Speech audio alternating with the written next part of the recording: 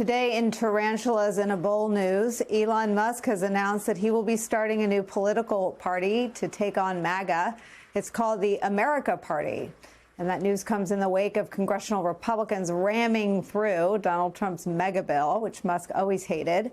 He called the bill a, quote, disgusting abomination, vowing to primary all those congressional Republicans who passed it, which is all of them. Trump responded yesterday by lashing back with a post on his platform saying Musk has, quote, gone off the rails, essentially becoming a train wreck over the past 5 weeks. If Elon Musk keeps his word, though, and he does have the funds to write that check, Republicans moving forward will have to do so without the donor support of a man who spent $295 million getting Trump and the Trump-backed Republicans elected last November. That money would be on the other side. There's not just financial support that's evaporating with this one, in my opinion, catastrophic vote. Joe Rogan, who is, again, for better or worse, one of the most influential figures in American media today, right now, at this hour. He's someone who endorsed Donald Trump on the eve of the presidential election, having a huge impact with his young audience. Listen to what he thinks of Trump's administration, of the Trump administration's immigration policies. We were told there would be no, well, there's two things that are insane. One is the targeting of migrant workers, not cartel members, not gang members, not drug dealers, just construction workers showing up in construction sites and raiding them, gardeners. Yeah. Like, really? Joining our conversation, former Democratic Senator, MSNBC political analyst Claire McCaskill, and the president of Media Matters for America, Angelo Carusone, who I like to be here for every incremental crack in that narrative dominance that Trump and MAGA have had. That feels like more than a crack. When Joe Rogan says, really? They're taking more than the cartel members and the gang members? And I know he should have known better, and I think it's possible that Joe Rogan did know better. He's a lot of things, but stupid isn't one of them. But what Donald Trump is doing is pursuing almost exclusively people at work. The raids are at Home Depot parking lots. The raids are at, I mean, the gentleman who I had on, his father was at his job as a landscaper. That's why he had a weed whacker in his hand. What do you make of the fissures or splinters in the MAGA coalition today, Angelo?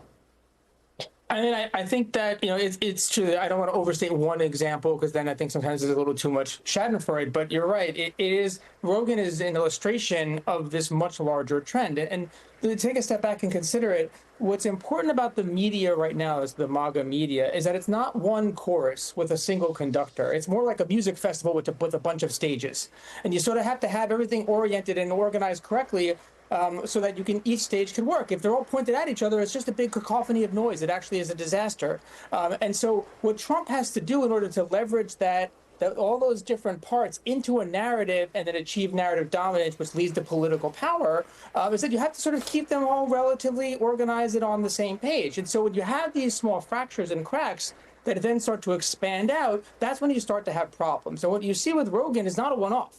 It's part of this larger trend. So, for instance, Theo Von, who's probably right at a similar level of influence as Rogan. You know, when Trump was on his Middle East tour, he was talking about him a bunch. He's been throwing in his lot as well with criticisms of Trump. But instead of being the person exercising those critiques like Joe Rogan is when it comes to immigration, he's been hosting somebody like Congressman Tom Massie, who opposed Trump's legislation, to come on there and rip it apart and to show all the ways that it is betraying the very people that got Trump elected in the first place. That's not a Democrat making those arguments or a media figure. That is a Republican member of Congress. So these trends are actually part of a larger pattern in this highly atomized environment. And there hasn't really been a concerted counter strategy from Trump or the larger sort of Trump administration to get this under control. And then on the side, you know, they're treating Elon Musk like a little bit of a sideshow here. But as you noted in your intro, it's a lot of influence and power that he can do. Not that he can be the sole person driving it, but he can sort of choose which fires to start or which fires to pour gasoline on. So maybe for the next 2 weeks, he decides to do nothing but make a stink about about all this Epstein stuff. So a fracture turns into a much bigger crack. And that's really what's happening underneath the surface of this narrative dominance, is that all of these fractures are beginning to become more into light. Yeah, Claire, I mean, we've covered autocracy and how autocratic movements gain a foothold. And I've spent a lot of time focused on how the democratic pro-democracy movement can prevail. But the inverse is how the autocracy or autocratic side fails, and it fails by splintering. And so, again, not to overstate what's happening, but the Epstein story is a little difficult to explain, but let me try. On the right, this information ecosystem, high on its own supply, firmly believes that Barr and then Garland and now Bondi are involved in some sort of cover-up that supposedly spans 3 governments. Angelo, jump in if I get any of this wrong.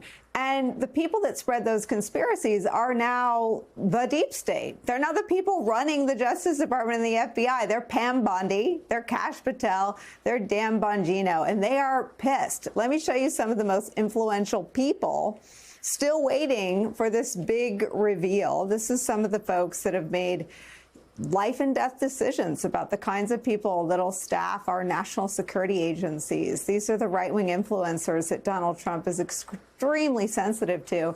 And this story, as Angelo suggested, is all that folks who are still on X are seeing in their feeds, whether they follow folks like this or not, because perhaps it's all that people are talking about, but maybe it's the thing Elon Musk is helping to get in front of people. This is what they have sown, and this division may be what they reap. Yeah, I think they are going to reap it, because here's the thing. Elon Musk is making a pretty good point. He's saying the only reason they're not releasing the files is because Donald Trump's name is in them. Now, I don't know whether that's true or not. That's what Musk is saying. And of course, that drives Donald Trump crazy, but they're not releasing them. And they said they would release them. They said they would release everything. Then there would be no redactions. Everybody would see everything, all the dirty secrets about Epstein. And, you know, the other thing, Nicole, to remember here is the other way autocracies splinter is if there are power centers away from the autocracy that can really make a difference. And this is where Elon Musk's money is pretty darn important. I mean, he may have spent $250 million helping Donald Trump gain the Oval Office. He can spend billions starting a new party, and it won't impact his lifestyle. Billions and billions. And of course, the Republicans are also going to reap what they sow in terms of campaign finance laws. They have made sure that the wealthy people in this country can give unlimited money, many times without us even knowing who's giving it, to influence political elections. And finally, money. This is where it's going to get really tricky for the Joe Rogans, because on the immigration issue, we all know there aren't enough criminals or gang members or drug dealers that have come into this country to justify ICE having more money than the FBI. I mean, sit on that for a minute. The ICE now has more money to spend than the FBI, who is supposed to be doing all kinds of crimes that impact all of our lives every day.